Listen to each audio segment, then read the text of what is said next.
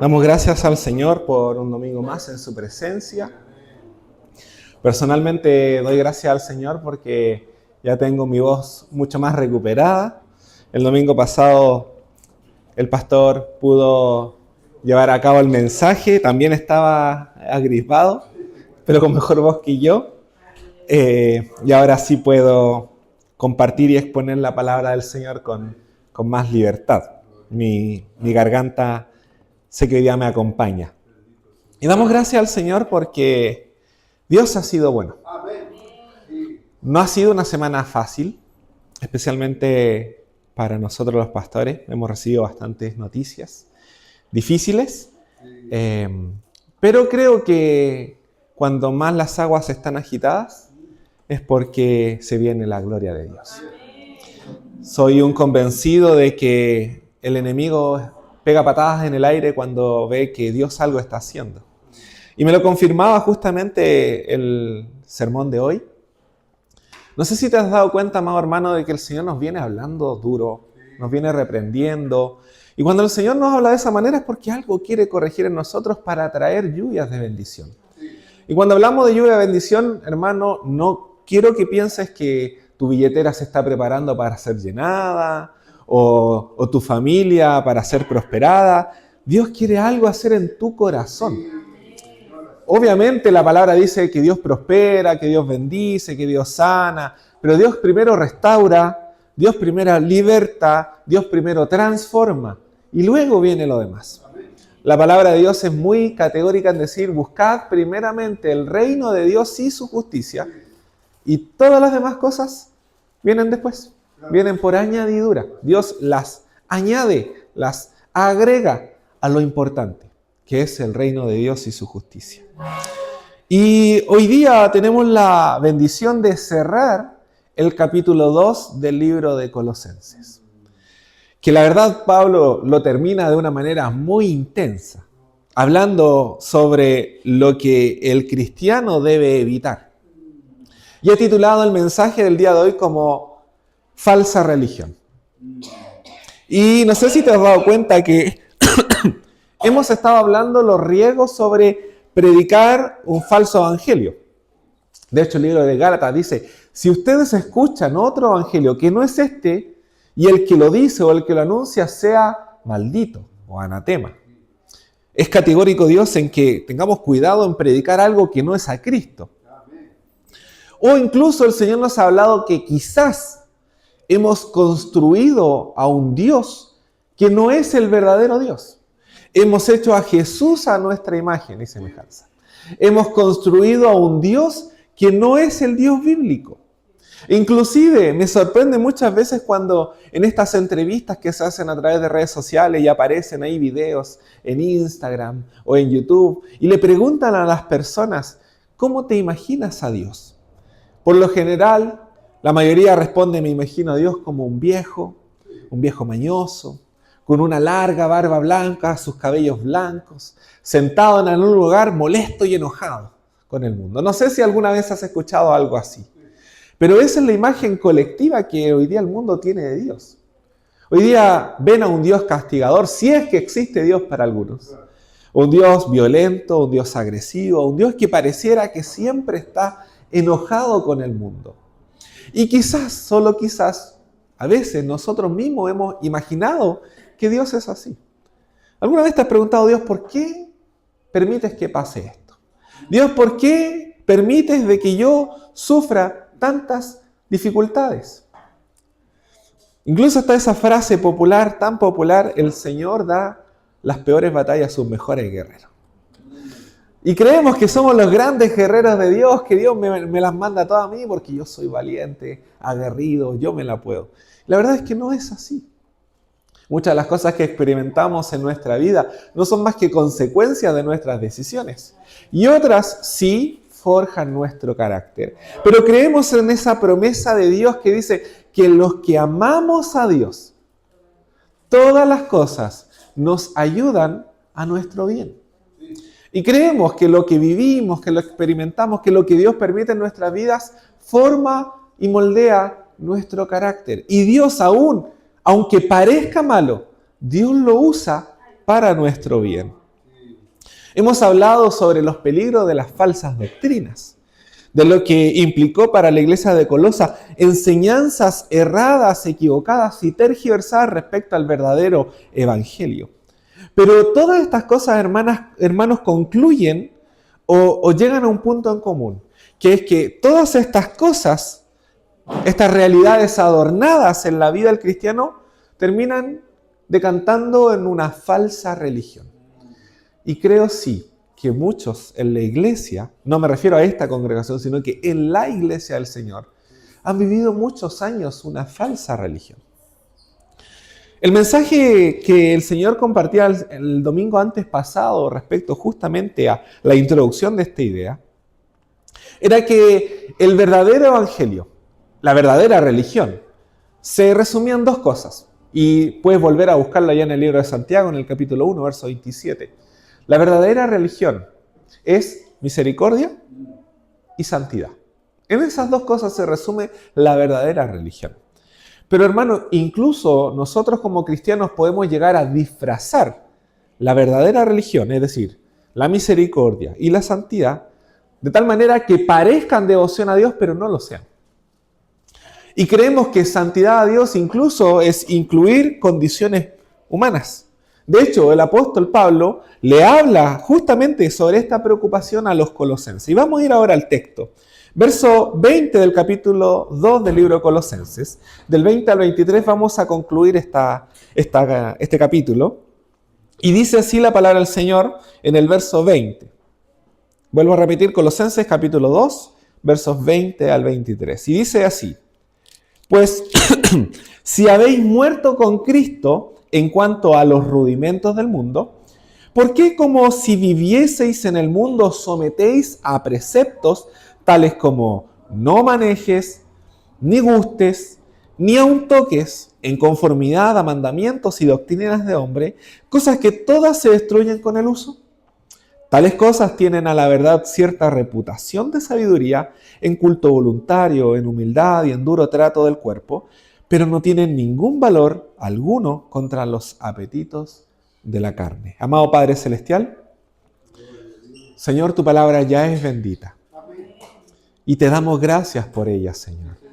Pero ahora te pedimos que bendiga nuestras vidas, que produzca cambio y transformación en nuestros corazones.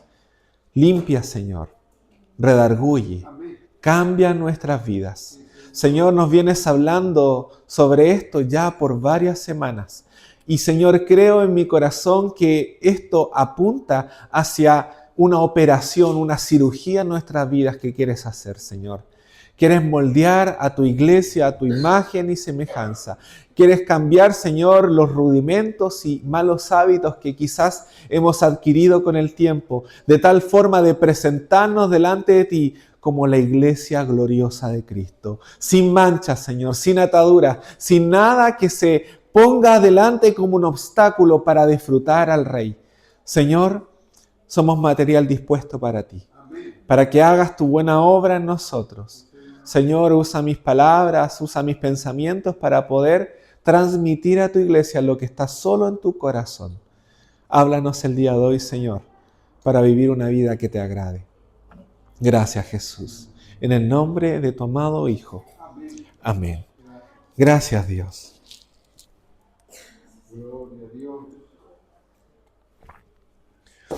Pongamos atención por un momento en dónde está la preocupación del apóstol Pablo respecto a los colosenses. Los hermanos de Colosas se habían sometido a preceptos, normas, reglas, que terminaban siendo mandamientos y doctrinas de hombres. Y él le decía, oye, no puedes hacer eso. Es que no puedes formar o comportarte de esa manera. Es que no puedes hacer y vestirte de esa forma. Habían puesto tantas condiciones humanas que se habían vuelto esclavos de esas conductas. Y creo que de alguna forma nosotros, como cristianos, hemos hecho lo mismo e incluso hemos transformado la palabra de Dios en un manual de conducta. ¿Alguna vez te has preguntado, ¿me permitirá la Biblia hacer esto? ¿Dirá algo la Biblia sobre si tengo o no tengo que hacer esto o tomar esta decisión? Hermanos, Hemos reducido la Biblia a un indicador de acciones correctas e incorrectas, y eso no es más que volver la palabra de Dios en una falsa religión. La Biblia no es un manual de conducta.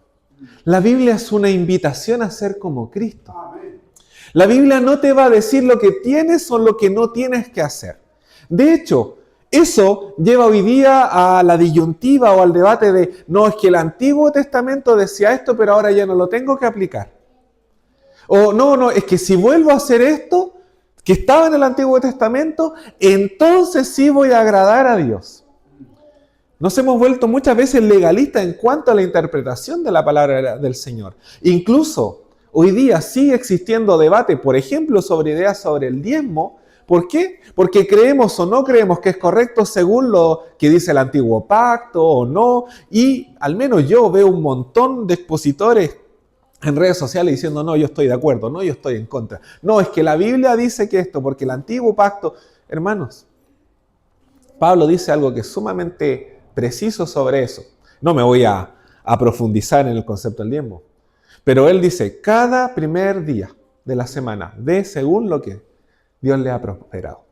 Listo. En el nuevo pacto, si hablamos de porcentaje, no es el 10, es el 100. Porque todo es de él. Listo. Fin de la discusión. Pero hermanos, muchas veces digo, ¿y si hago esto? ¿La Biblia lo aprobará? Hermanos, en la medida que sean más como Jesús, ese debate de si está bien o no está bien, lo que debes hacer va a ser fácil de superar. En la medida que seas como Jesús. No vamos a encontrar en la Biblia cómo ser una mejor versión de ti mismo. Porque la Biblia no es un libro de autoayuda. Y de eso sobran. Hay un montón de libros de autoayuda en las bibliotecas. ¿Sabes? La palabra de Dios es peligrosa. Porque es capaz de cambiar una vida, de transformarla. Destruye argumentos, moldea pensamientos, nos hace sabios. Hebreos capítulo 4, verso 12, un pasaje que tú conoces. Pero cada vez que lo leo me recuerda el poder que tiene la palabra de Dios. Palabra que muchas veces hemos vuelto una experiencia religiosa, como dice una canción. El verso 12 del capítulo 4 dice, porque la palabra de Dios es viva y eficaz. Hermano, lo vivo transmite vida. Si la palabra de Dios está viva, me da vida. Cada vez que yo profundizo en ella, aumenta vida en mí, produce vida en mí y es eficaz. Dice el texto, y es más cortante que toda espada de 2 filos y penetra hasta partir el alma y el espíritu, las coyunturas y los tuétanos, y discierne los pensamientos y las intenciones del corazón. El martes pasado tuve que ir al hospital, Elizabeth me llamó y me dijo, ven ya, es tiempo de que te hagamos los exámenes porque no encontramos qué es lo que tienes. Tenía ya fiebre por 5 o 6 días sin parar. Y ya estábamos preocupados porque no habían síntomas. Y, hermanos, tengo que reconocer que yo soy muy alaraco, pero mal. Y a mí una jeringa a mí me aterra. Y en el momento que la Eli me va a pinchar, y gracias a Dios por Elizabeth porque tiene un pulso maravilloso, me pincha y gracias a Dios no me dolió. Y me dice, ya estamos, ok, listo. Y va y agarra una jeringa de este tamaño y me va a sacar sangre. Y yo miro hacia el lado. Me dice, pero si es sangre nomás, pero es que no me siento cómodo. Y hermanos, me aterra una jeringa cuando debería aterrarme el poder que Dios puede producir a través de su palabra. Más cortante que un bisturí, que cualquier cosa que el hombre pueda usar, llega hasta lo profundo. Y quizás, hermanos, le tenemos tanto miedo a la Escritura que por eso no la leemos. Porque tenemos miedo a ser transformados. Tenemos miedo a que Dios moldee nuestros corazones. Tenemos miedo a que nuestras vidas sean cambiadas. Y es peligrosa. Y déjame recordarte que la palabra de Dios es peligrosa porque desnuda el corazón. Te dice cuál área de tu vida requiere una cirugía urgente de parte de Dios. Y hermanos, quizás hemos vivido una falsa religión porque hemos intentado aparentar una vida como buenos cristianos. Hace un tiempo leí un libro que me impactó profundamente. Y el libro se titulaba No más cristianos buena onda. Me llamó la atención el título. De hecho, elegí el libro por su título. Y dije, ¿por qué dice esto? Si buscamos regularmente ser cristianos agradables al mundo, buena onda, que sean atractivos. Y creemos que el evangelio se vuelve atractivo cuando nosotros somos atractivos. Pero hermano, hemos vuelto a ser buena onda en no apuntar al pecado, en no denunciarlo, en no decir las cosas como son. Hemos vuelto a la iglesia en un club social interesante al que invitamos a todos a ser parte, pero le tememos a ser rechazados por temor a la verdad o por temor a no caerle bien al mundo, cuando deberíamos volver al mensaje de la cruz. A un mensaje que no es muy aceptable el día de hoy, con tal de agradar al Señor. Hoy hemos convertido, hermanos, a la iglesia en una mejor opción al que está sin esperanza. Pero deberíamos ser anunciadores del único camino a Dios, no una mejor opción. Hermanos, muchas veces somos blandos con el mundo y somos duros con los de la iglesia. Criticamos al hermano que cayó, al que pecó, al que retrocedió, pero le decimos al que está afuera, oye, ven, acércate, Dios te ama así tal cual eres. Pero al que está en la iglesia y ha pecado, y ha retrocedido, y ha fallado, todas las penas del infierno. Hermano, eso es ser hipócrita. Y quizás hemos vivido en una falsa religión actuando de esa manera. ¿Por qué somos reconciliadores con el que no conoce a Jesús, pero condenadores con el que le ha fallado a Jesús? La iglesia no necesita más empatía. La iglesia necesita ser bíblica. Necesita ser como Jesús. Jesús, si recordamos a Jesús, al Jesús bíblico, al que leemos en su palabra, Jesús condenó el pecado. Jesús acusó a los que engañaban. Jesús derribó la mesa de los cambistas. ¿Por qué? Porque estaban actuando en contra de lo que él consideraba santo. Jesús era celoso de lo santo. Jesús desenmascaró a quienes turbaban con un mensaje legalista al pueblo de Dios. Jesús abrazó al necesitado. Jesús sanó a los que no le dieron gracias. ¿Te acuerdas de los 10 leprosos? ¿Cuántos volvieron a dar gracias al Señor? ¿Y los 9? ¿Les negó sanidad? No, porque así era Jesús. Y nosotros a veces esperamos que el otro me dé una palmadita en la espalda y me diga, gracias hermano, lo hace bien usted en la iglesia. Pero cuando no nos dan gracia, entonces yo no sirvo más. Pero Jesús no era así. Jesús jamás fue políticamente correcto. Y hoy día buscamos ser políticamente correctos. Buscamos usar las palabras correctas para que nadie se hiera. Hermanos, no hemos sido enviados a eso. No hemos sido enviados a agradarle al mundo. Jesús no fue políticamente correcto, pero Jesús siempre fue justo. Y Jesús nos dijo que tengamos cuidado con nuestra justicia. Mateo capítulo 5, verso 20. Este pasaje siempre me confronta y me desafía a vivir una vida así como Jesús. Mira lo que le dice Jesús frente a los fariseos en ese tiempo. Porque os digo que si vuestra justicia no fuere mayor que la de los escribas y fariseos, no entraréis en el reino de los cielos. Y eso nos dice una cosa bien sencilla, hermanos. El estándar moral de Jesús es mucho más alto. No responde a condiciones de conducta, sino que el estándar de Jesús es resultado de una vida que ha sido transformada.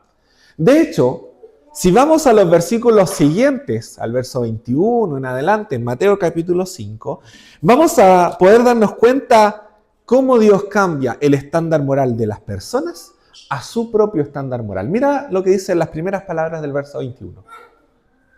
Oísteis que fue dicho. ¿Qué nos dice eso? Que las personas en ese tiempo habían puesto condiciones de conducta para poder vivir una vida agradable a Dios. La gente dice que vivan de esta manera. Ahora, ¿cómo continúa el versículo? Pero yo os digo. ¿Por qué? Porque Jesús es la palabra viva de Dios.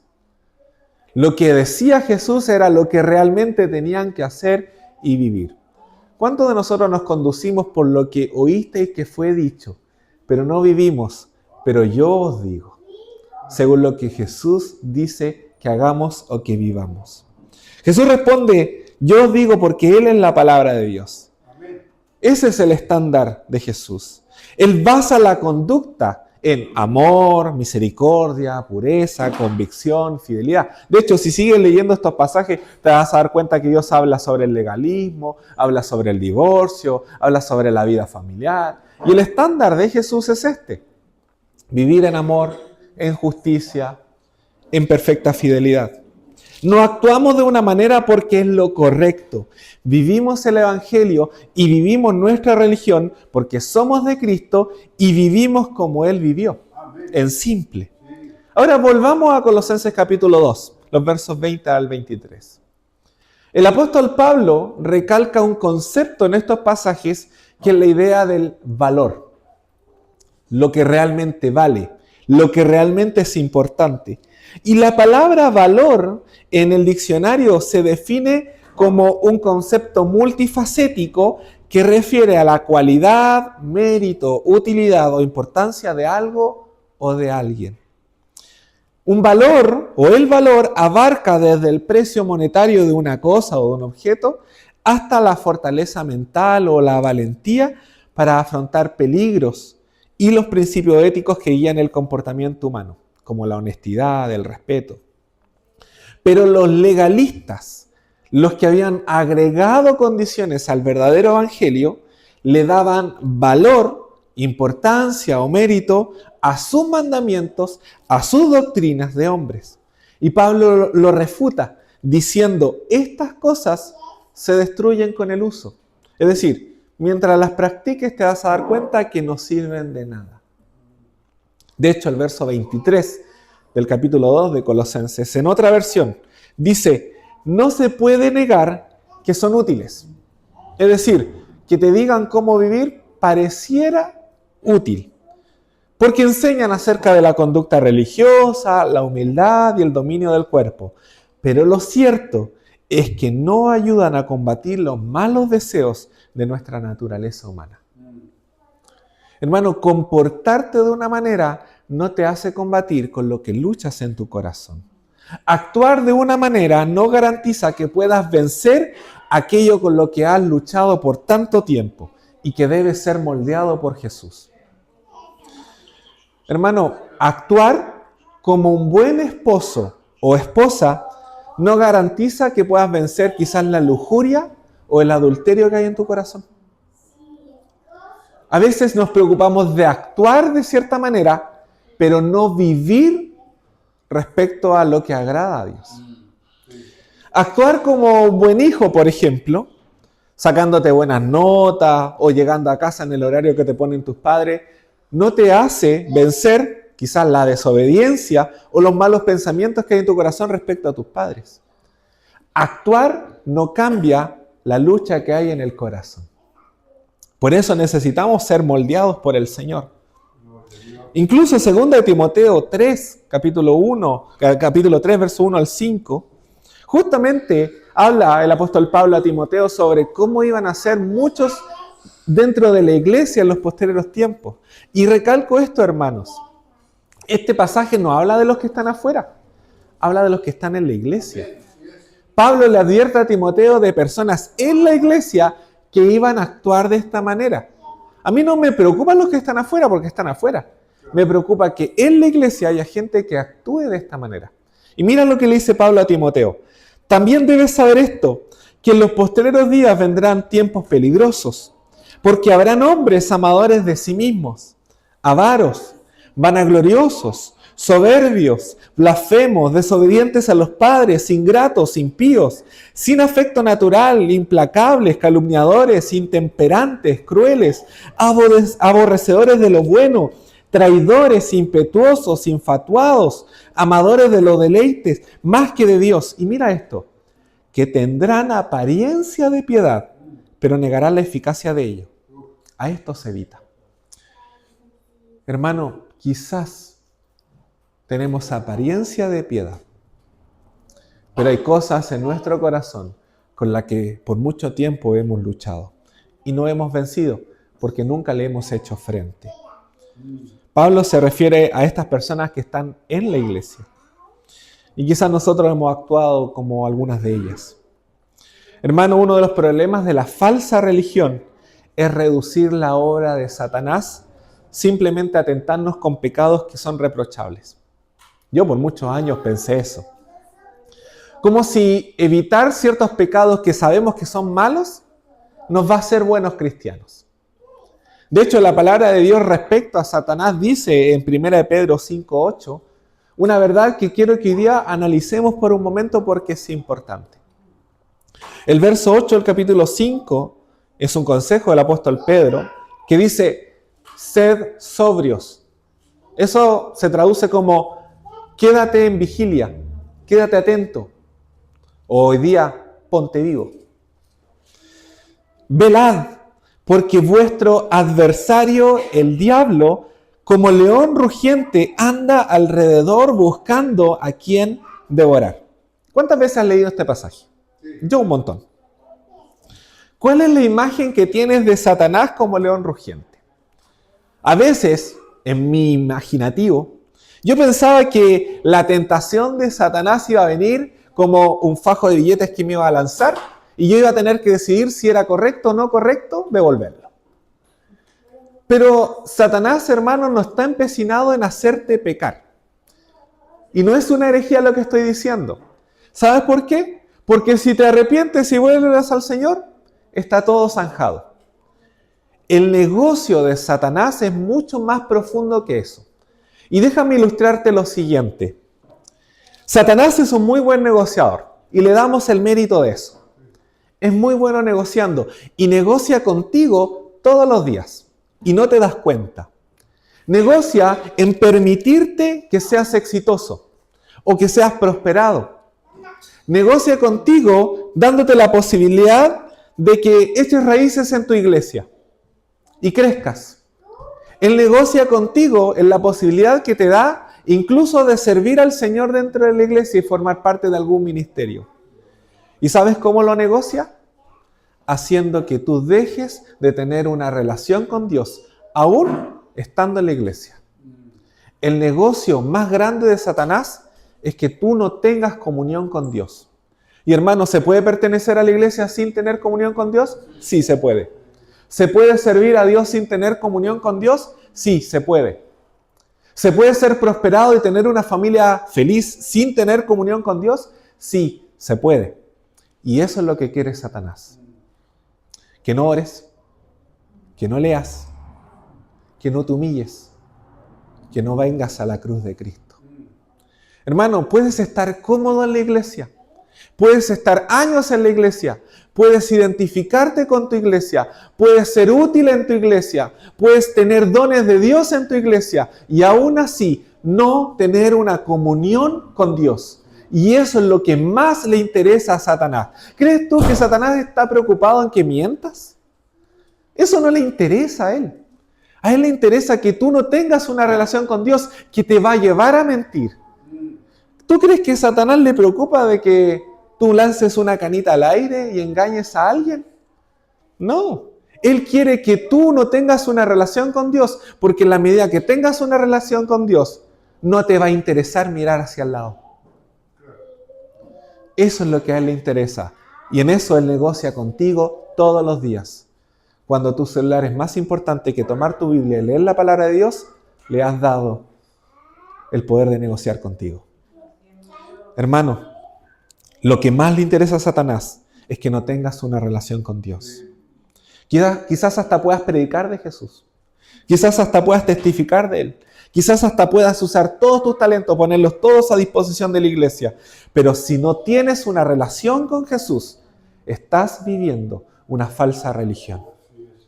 Mira lo que dice Mateo capítulo 7, verso 22. Y voy a dar el tiempo para que Polén lo busque. Porque cada vez que leo este pasaje, mis pelos se ponen de punta. Y no quiero que llegue el momento en que Dios diga esto de mí o que diga esto de ti.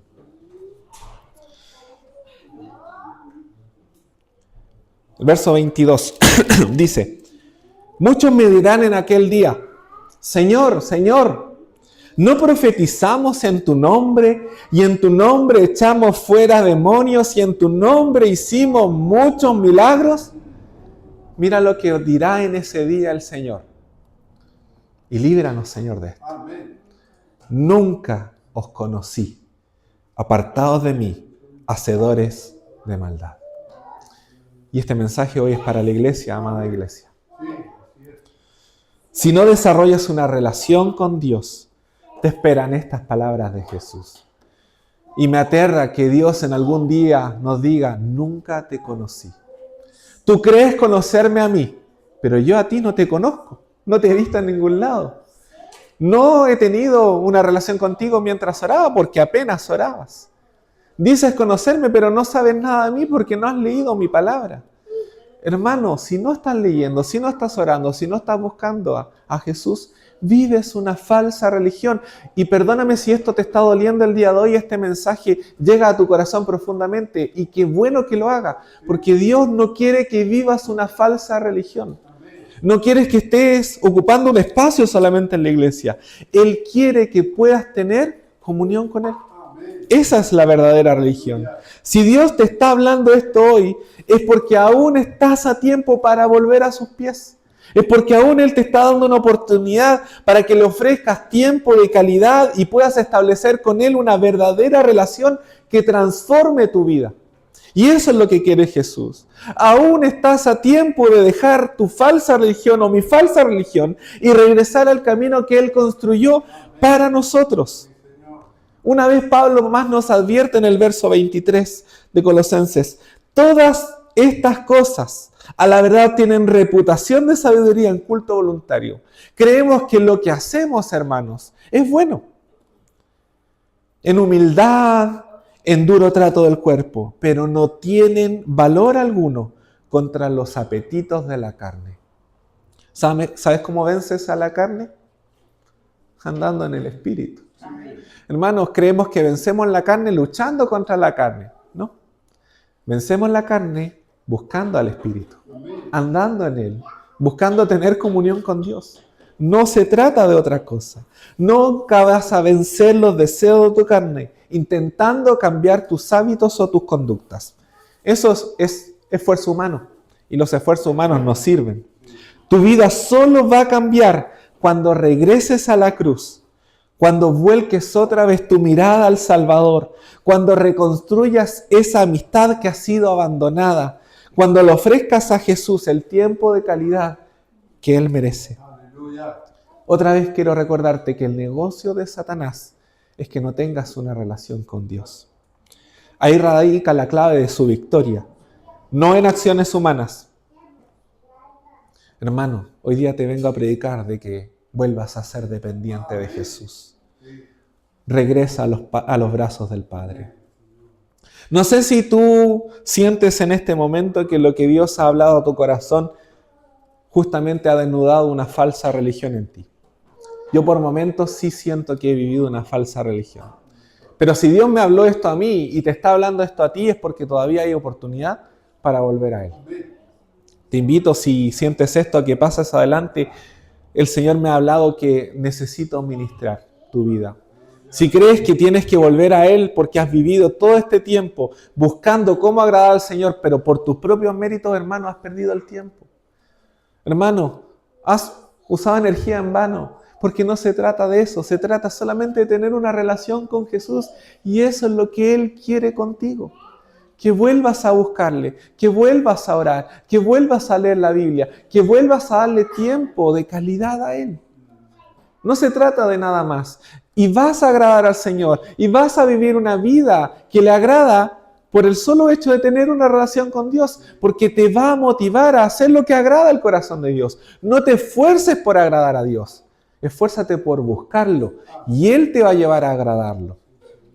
Hermano, si quieres reactivar una vida de comunión con Dios, te invito a que lo busques. Vamos a orar Vamos a pedirle al Señor que restaure esa relación rota.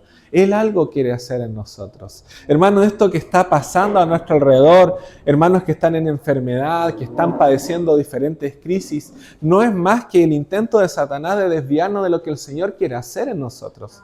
Y creo que el Señor algo quiere hacer en nosotros. Pero esto parte primero por volver a la cruz, por arrodillarnos delante del Señor y pedir ser restaurados por Él. Algo el Señor quiere hacer. Oh Señor amado, por mucho tiempo hemos batallado con nuestros propios deseos. Señor, muchas veces sentimos confusión. Nuestra fe, Señor, también se ha deteriorado. Hemos dudado, hemos tenido crisis de fe. Hemos, Señor, confundido nuestros sentimientos. Hemos actuado siendo desagradecidos. Y todo esto, Señor, es consecuencia de que hemos abandonado, hemos dejado a nuestro primer amor. Hemos, Señor, desintegrado y perdido el interés por esta relación tan importante para nuestras vidas. Y, Señor, quizás por mucho tiempo hemos vivido una falsa religión. Creemos, Señor, que nos ha hecho ser buenos cristianos el hecho de venir a la iglesia. Creemos que nos ha hecho buenos cristianos el hecho de diezmar, ofrendar, ser parte del culto. Pero Señor, eso nunca se trató de esto. Señor, hemos descuidado lo más importante, una relación contigo. Hemos descuidado, Padre Celestial, el tener comunión con el Padre, el darle tiempo de calidad a Jesús, el orar, el leer la palabra, el buscar tener una amistad profunda con Jesús. Y eso sí es lo importante. Lo otro no deja de ser importante, pero nunca puede ser más importante que una relación con Jesús. Y es hacia eso, Jesús, que hoy nos estás llevando, a volver a tener una relación de calidad contigo. Señor, no es arbitrario lo que hoy día estamos experimentando como iglesia o lo que nuestros corazones están viviendo. Estas crisis, estos problemas, Señor, de espiritualidad, momentos de duda, lucha contra el pecado. Señor, son oportunidades que le hemos dado al enemigo de turbar nuestro corazón porque hemos descuidado esta relación tan importante contigo. Padre Celestial, hoy volvemos a la cruz. Hoy volvemos al lugar donde todo comenzó, a ese lugar donde te dijimos una vez, sí Señor, quiero vivir una vida para ti. Sí Señor, ahora lo más importante, te vuelves tú en mí. Y quizás hemos olvidado esa promesa, Señor. Hoy día volvemos a ese lugar donde todo comenzó. Volvemos a la promesa de decir, Señor, tú eres importante para mí. Y no solo importante, tú eres lo más importante para mí, Señor. Señor, hoy día dejamos de preocuparnos por las cosas que creemos que te agradan y volvemos, Señor, a tener comunión directa contigo. Padre, despiértanos en la madrugada para buscar tu rostro. Padre, produce en nosotros hambre por leer tu palabra. Padre, produce, Señor, que donde estamos en nuestro día a día, en nuestras actividades, algo, un hambre en nuestro interior se despierte por querer tener un momento de comunión contigo, Señor. Vuélvenos a ti, vuélvenos a tu corazón, Señor. Vuélvenos a la intimidad, porque en los secretos donde nos haces conocer sabiduría, Señor. Vuélvenos a lo secreto, a donde todo importa, al lugar donde tú y yo nos conocemos profundamente. Es ahí donde todo importa, Señor. Oh, permítenos volver a experimentar la riqueza de tu Espíritu Santo en nuestras vidas. Te necesitamos, Señor. Perdónanos por el tiempo mal invertido. Perdónanos, Señor, por preocuparnos de lo que no es importante. Y Señor, perdónanos por vivir una falsa religión. Queremos agradarte, Dios, y lo comenzamos a hacer restableciendo nuestra amistad contigo. Gracias, Padre Celestial. Te adoramos, Señor, y te bendecimos. Sabemos, Dios, que tú perdonas todas las cosas porque eres Dios de nuevas oportunidades. Y gracias, Señor, por esta nueva oportunidad donde nos recuerdan lo que realmente importa. Jesús. Y solo Jesús en nosotros. Gracias, Padre Celestial. Te adoramos, Señor. En tu nombre, amado Salvador. Amén. Gracias, Padre.